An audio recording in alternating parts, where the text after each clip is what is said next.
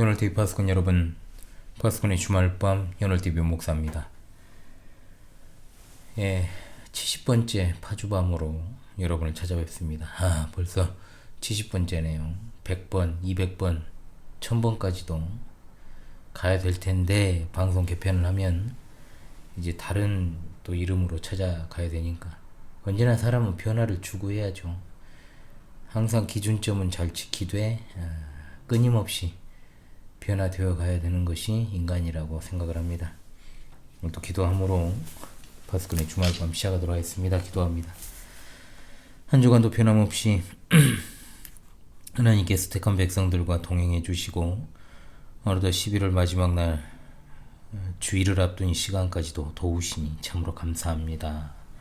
오직 하나님의 은혜로 살아가는 하나님 백성으로 흔들리지 않게 하시고 여러모로 어려움 속에서도 속히 떨치고 일어나 하나님을 경외하는 거룩한 백성으로서의 삶의 자세를 견지하기를 원합니다. 시대의 파고와 거짓된 가치관과 여러 사조 속에서도 하나님을 올곧게 섬기며 정도로 나아가고 또 배도와 불신앙과 타협으로 올려준 시대, 몰아치는 폭풍 같은 미혹 앞에 신앙의 정절을 결코 잃지 않기를 간절히 원합니다. 하나님 주시는 은혜만 의지하며 살아가는 하나님의 백성들을 늘 기억해 주시기를 간절히 원하옵고, 일상에서 하나님을 의지하고 또는 하나님 말씀을 따라가는 삶이 교회의 대적들에게 맞서 싸워 승리하는 비결임을 믿고 늘 성령 하나님으로 충만케 하옵소서. 오늘도 변함없이 하박국 선지자를 통해 주신 말씀을 상고합니다. 이 시대에 우리 삶에 필요한 분별력을 갖추기를 원합니다. 성령님께서 이 시간도 풍성한 조명하심으로 전하는 자 듣는 자 모두에게 하나님의 은혜가 넘치게 늘 채워 주옵소서. 험악한 시대에도 하나님의 말씀을 따라가는 자들로 또한 흔들리지 않게 하시고 굳건하게 서서 주님께서 교회의 기초로 세우신 사도들의 말로나 편지로 가르침을 받은 전통에서 나아가는 진리의 파수꾼들이자 증인들로 견고하게 서게 도와주시옵소서. 우리 주 예수 그리스도 이름으로 기도합니다. 아멘. 하박국 2장 보도록 하겠습니다. 오늘은 2장 1절로 4절의 말씀을 낭독하고 오늘 내용들을 또 살피고 우리에게 주시는 적용점들을 또 가지고 하나님의 말씀에 순종하는 시간을 갖겠습니다. 2장 1절로 4절을 제가 낭독합니다. 내가 내 파수하는 곳에 서며 성루에 서리라. 그가 내게 무엇이라 말씀하실는지 기다리고 바라보며 나의 질문에 대하여 어떻게 대답하실는지 보리라 하였더니 여호와께서 내게 대답하여 이르시되 너는 이 묵시를 기록하여 판에 명백히 새기되 달려가면서도 읽을 수 있게 하라. 이 묵시는 정한 때가 있나니 그 종말이 속히 이르겠고 결코 거짓되지 아니하리라. 비록 더딜지라도 기다리라. 지체되지 않고 반드시 응하리라. 보라, 그의 마음은 교만하며 그 속에서 정직하지 못하나 의인은 그의 믿음으로 말미암아 살리라. 아멘. 날씨가 베란간 또 갑자기 선선해졌습니다. 하박국 2장은 갈대아 사람들과 같은 악한 민족을 통해서 유다를 징벌하고 수많은 사람을 죽이는 것이 참으로 부당합니다 라고 이제 호소하는 하박국에게 하신 하나님의 응답이 기록되어 있죠. 하나님께서 바벨론이 결국 하나님의 심판을 받게 될 것이요 의인은 오직 믿음으로 말미암아 산다는 걸 기억하고 하나님의 영광이 가득한 날이 오기까지 신실할 것을 요구하시는 내용이 되겠습니다. 자, 2장 본문을 좀 개요를 보겠습니다. 바벨론 제국에게 임할 하나님의 징벌을 예고하는 것이 2장인데 세 부분으로 나눕니다. 2장 4절로 20절에 총 5개의 화 있을진저가 나옵니다. 6, 9, 12, 15, 19절 이를 중심으로 해서 2장을 이제 보통 구분합니다. 그렇지만 이제 하박국 2장은 세 차례에 걸쳐서 바벨론 또는 악인에 대한 설명을 하고 하나님과 이스라엘의 의인에 대한 메시지를 가지고 있습니다. 이 점을 부각하여 구분하면 2장 1절로 4절 오늘 우리가 상고하는 그리고 5절로 14절 그리고 15절로 20절입니다. 첫 부분 2장 1절로 4절에서는 하나님께서 바벨론에 내릴 재앙이 반드시 이루어진다 이 메시지와 함께 그 심판을 기다리는 의인의 삶에 대한 기록입니다. 둘째 부분은 5절로 14절이죠. 사람을 포로로 잡아와 강제 노역시키고 부당한 이익을 취하는 자들에 대한 책망, 또 그들에 대한 하나님의 심판과 영광을 노래하고 있습니다. 셋째 부분은 이웃을 수치에 빠지게 하고 우상을 만드는 자들에 대한 심판, 하나님의 임재 앞에 성도들이 가져야 될 자세가 어떠한가를 기록하고 있습니다. 자, 우리가 볼 2장 1절로 4절을 본격적으로 봅니다. 하박국의 질문이 나오고 하나님의 응답이 등장합니다. 앞선 1장 12절로 17절에서 갈대아 사람들을 통한 유다의 징벌에 대해 질문을 하고 자신이 파수하는 성 루에 서서 하나님의 대답을 기다리고 하나님께서 하박국에게 자신의 대답을 서판에 기록하고 바벨론의 종말을 기다리라고 말씀하지요. 1절의 내용을 보게 되면 이제 성루에서 하나님의 대답을 기다린다 했습니다. 자신의 불평에 대해 하나님이 어떻게 반응하시는지를 살펴보려고 성루에 올라가서 기다렸다. 성루라고 하는 것은 원어적으로 봤을 때 이스라엘 백성들이 지켜야 될 규범이라는 의미도 있고 또 성전 사역을 비롯한 공적 사역의 의미를 갖기도 합니다.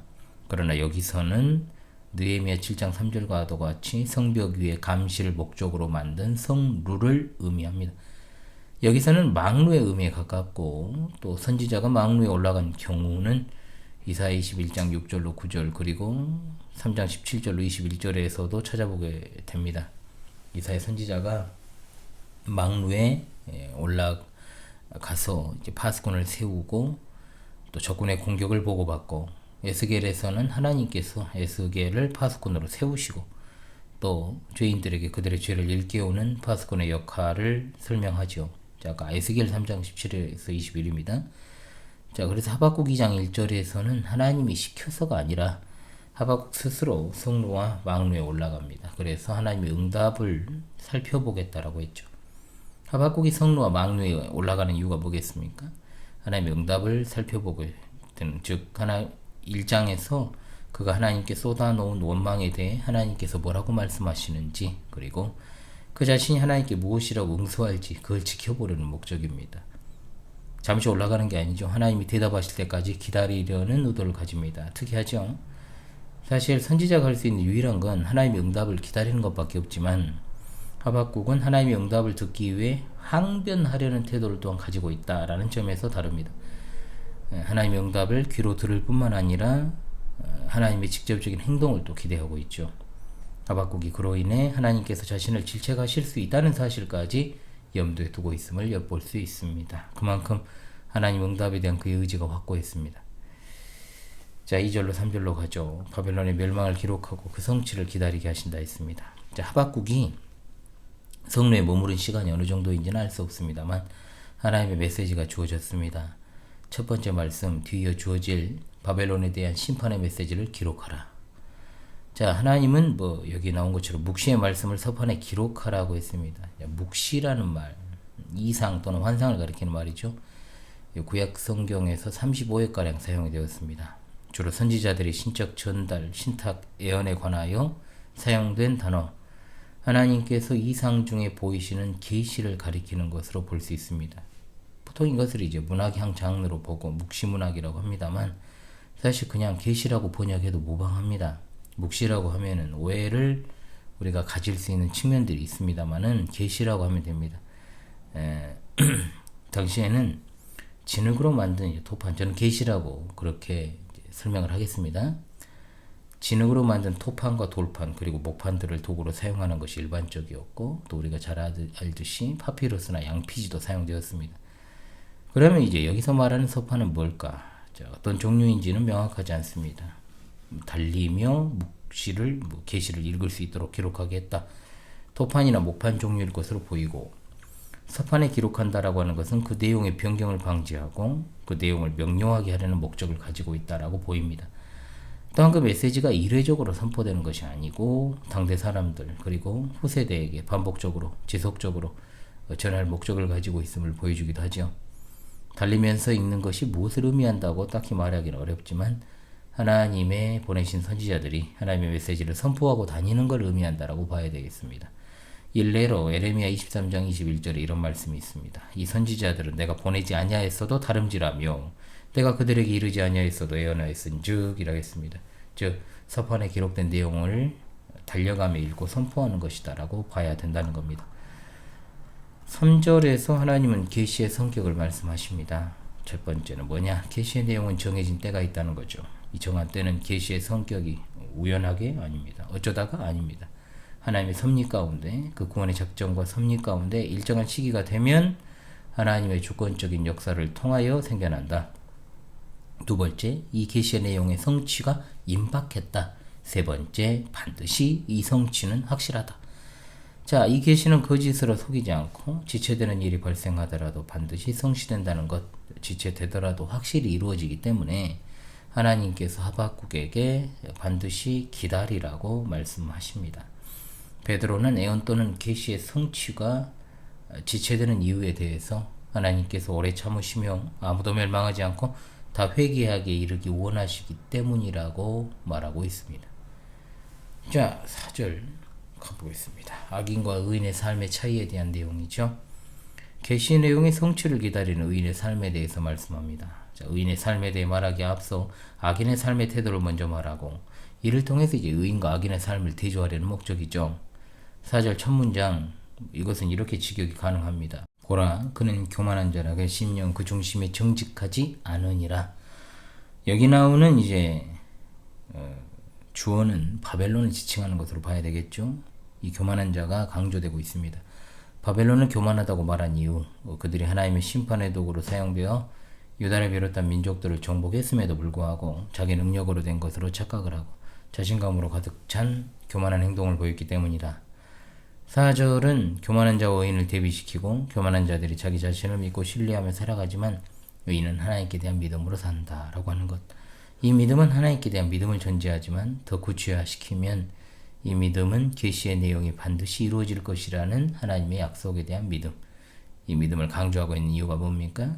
기고만장한 바벨론과 같은 민족을 쳐다볼 때 도무지 계시 내용의 성취를 상상할 수 없지만 그럼에도 하나님께서는 하박국을 비롯한 의로운 하나님의 백성들에게 하나님이 반드시 계시의 내용을 성취하신다는 걸 믿도록 요구하기 위한 즉 목적이다. 이 믿음으로 바벨론과 같은 제국의 횡포를 견뎌내는 걸 하나님의 임박한 미래와 종말론적 미래에 살아가게 될 의인들에게 요구하시는 겁니다. 의인의 삶과 믿음, 참된 성도의 삶의 원리를 말해주죠. 구약에서의 의의 강조점은 주로 하나님의 율법과 그 뜻에 일치하는 삶입니다. 이것은 이제 하나님을 향한 변함없는 신뢰가 있을 때 가능하죠. 특히 바벨론을 통한 이스라엘 백성의 심판, 그리고 바벨론을 심판하는 하나님의 정의를 기다리는 입장에서 하나님께 대한 변치 않는 신뢰가 있을 때 하나님의 율법과 그 뜻을 신실하게 따르는 의로운 삶을 살 수 있게 됩니다.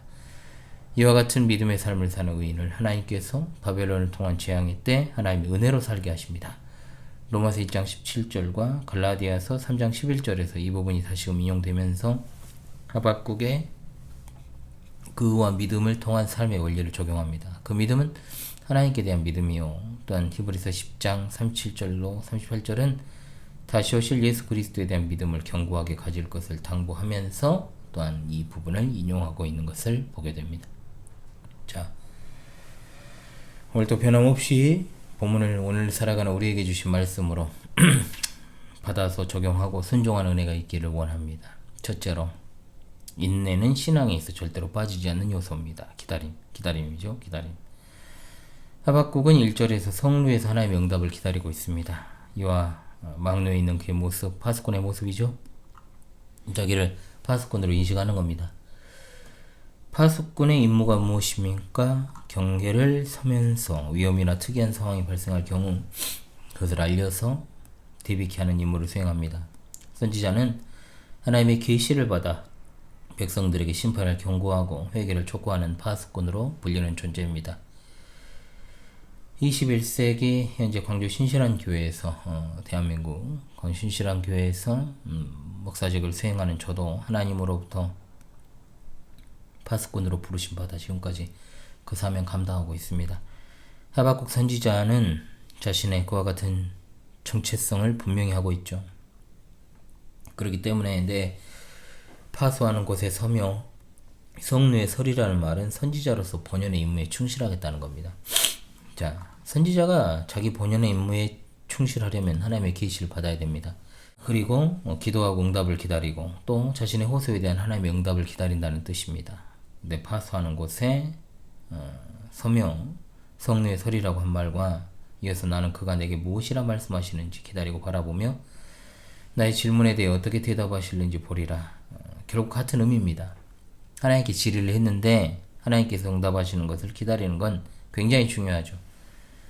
기다린다는 것은 이와 관련해서 적용할 수 없습니다. 모든 성도에게 요구되는 태도가 이것만 관련해갖고 아니다는 거죠. 모든 성도에게 요구되는 태도가 기다립니다. 경거망동을 늘 주의해야 되는 것이 성도입니다. 늘 책임감 있는 태도로 언행 심사를 주의해야 됩니다. 그 가운데서도 잠잠히 기다리는 것이 정말로 중요합니다. 기도한 자에게 신앙은 기도 응답에 대한 기다림이라 할 수 있고 하나님의 언약 안에 있는 자에게 신앙이란 하나님의 언약의 성취에 대한 기다림입니다.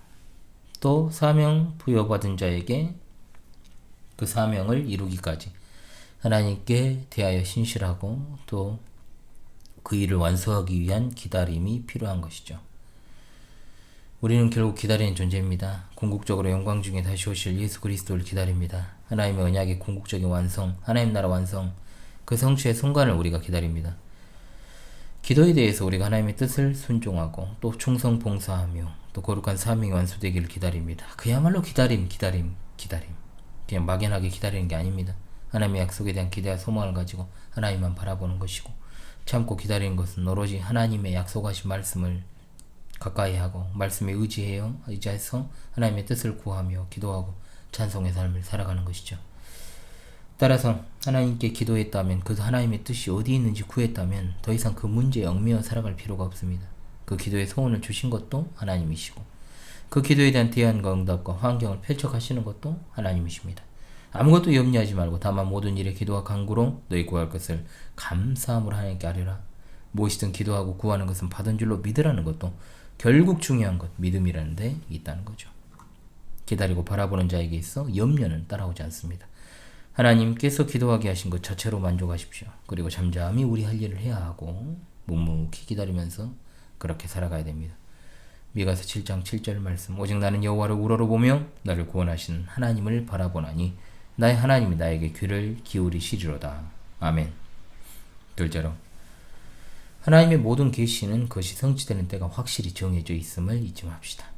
본문 해설에서 3절에 하나님의 계시가 모두 정해진 때가 있고 성취가 임박했고 성취가 확실하다. 정한 때가 있다는 건 정말 굉장한 메시지죠. 1차적으로 바벨론에 대한 심판이 성취되는 때가 있다. 온 우주 만물을 다스리시는 하나님께서 이 모든 일을 아무런 계획 없이 즉흥적으로 하실 리가 없잖아요. 철저하게 그 구원에 작정하신 바대로 행하십니다. 그래서 모든 일을 철저하게 하나님의 정하신 뜻에 따라 행하시고 정하신 작정에 따라 행하시지 않은 일은 없다.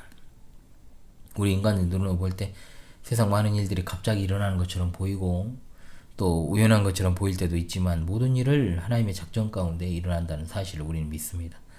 언제 어떤 일이 일어날지 한 치 앞도 못 보는 우리들이지만 하나님께서는 이미 모든 일을 작정하셨고 그 작정에 따라서 이 세상이 운행되고 있고 사람들의 삶의 역사 역시 또한 전개되어 가고 있다는 거죠. 하나님께서 구약 선지자들을 통해서 가까운 장래에 일어날 일부터 먼 미래에 일어날 일들까지 심지어 종말의 영까지 다 계시하셨습니다. 하나님은 그분의 영원한 구원의 작정과 섭리에 따라 일을 이루어 가십니다. 정한 때라고 하는 것은 하나님의 정하신 때죠. 때를 따라 일하시는 우리 하나님, 우리는 그저 하나님의 작정하신 뜻에 따라 그 섭리를 따라 일하심을 믿고 나아가야 됩니다. 창세전에 구원하실 자들을 예정하신 하나님, 그리스도를 보내실 것도 작정하시고 그 작정의 때가 이르자 그리스도께서 성육신 하셨던 것처럼 바벨론에 대한 심판의 연을 비롯하여 인류 마지막 시기 또 그리스도께서 다시 오셔서 이루실 최종 완성에 이르기까지 모든 일을 작정하신 대로 이루어 가시는 우리 하나님이십니다. 따라서 성도에게서 가장 진짜 불필요하고 주의해야 될 것이 뭐냐? 조급증입니다. 조급증. 매우 그릇되는 것이죠. 하나님의 말씀이 지체되는 것처럼 여겨진다는 것도 매우 잘못된 것입니다. 바벨론에 대한 계시가 성취된 것처럼 그리고 성경의 모든 계시가 다 한치의 오차 없이 성취된 것처럼 하나님 나라 완성 역시 반드시 성취됩니다. 이에 대한 믿음 갖는 것이 신실한 신자의 태도입니다.